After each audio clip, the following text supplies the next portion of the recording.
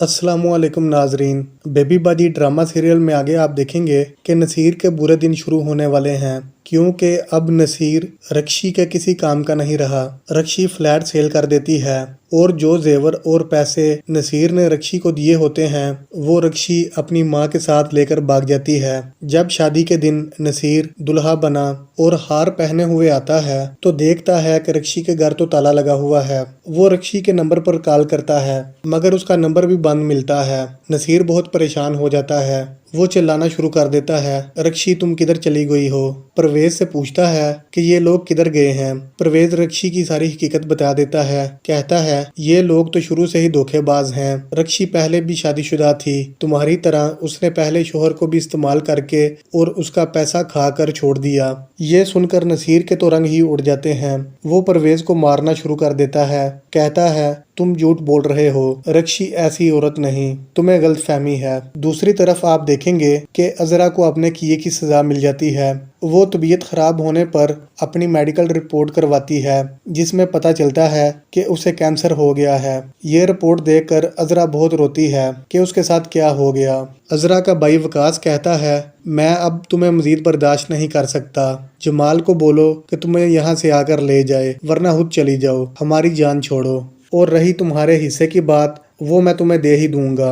आगे आप देखेंगे कि सबको पता चल जाता है कि रक्षी नसीर को धोखा दे चुकी है। बेबी बाजी कहती हैं मैंने पहले भी नसीर की शादी इसलिए उधर नहीं करवाई थी, मुझे पता चल चुका है कि ये लोग ठीक नहीं, मगर अब फिर इन दोनों माँ बेटियों ने मिलकर बड़े तरीके से नसीर को अपने जाल में फंसा लिया। नसीर बहुत रोता है, रक्षी को ढूंढता है मगर उसका कोई पता नहीं चलता। आगे आप देखेंगे कि फरहत को भी अब बेबी बाजी का एहसास हो गया है। उसने बेबी बाजी को अपने घर से निकालकर जमाल की तरफ भेजा और उनके साथ बहुत बदतमीजी की, लेकिन बेबी बाजी फिर भी उसे ढेरों दुआएं देती हैं। फरहत अपनी दोस्त को कॉल करके कहती है कि मुझे अब एहसास हुआ कि मैंने अपनी सास के साथ कितना गलत किया।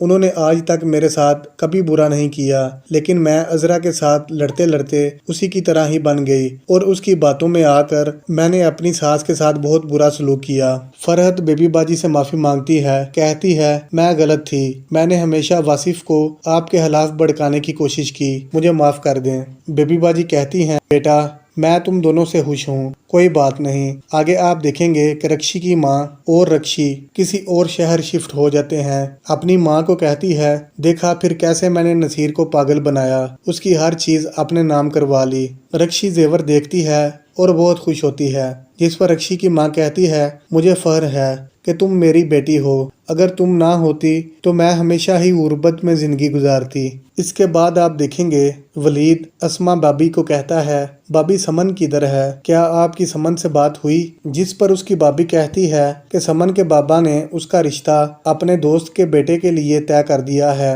तुम अब समन को भूल जाओ, हम तुम्हारी कहीं और शादी कर लेंगे। ये सुनकर वलीद के रंग उड़ जाते हैं। कहता है भाभी ये आप क्या कह रही हैं, समन मेरे बगैर किसी से शादी नहीं कर सकती, मैं ऐसा नहीं होने दूंगा। नाजरीन हमारी प्रेडिक्शन के मुताबिक समन का रिश्ता टूट जाएगा और वलीद से तय हो जाएगा, क्योंकि समन का बाप जब वलीद को इतनी तरक्की करते हुए देखेगा तो वो बेबी बाजी के कहने पर इस रिश्ते के लिए मान जाएगा। दूसरी तरफ नसीर अब सब कुछ हाथ से गंवाने के बाद लाइन पर आ जाता है। वो अस्मा से माफी मांगेगा, कहता है मैं तुम्हें समझ नहीं पाया, मेरी आंखों पर पट्टी बन चुकी थी, मैंने हमेशा तुम पर जुल्म किया, मुझे माफ कर दो और प्लीज मुझे छोड़कर कहीं ना जाओ, मैं तुम्हें तलाक नहीं देना चाहता, अगर तुम और मेरा बेटा चले गए तो मैं जिंदा नहीं रह पाऊंगा। जी नाजरीन आपके ख्याल में क्या अस्मा को नसीर को माफ करना चाहिए या नहीं, कमेंट करके लाजमी बताएं। वीडियो को लाइक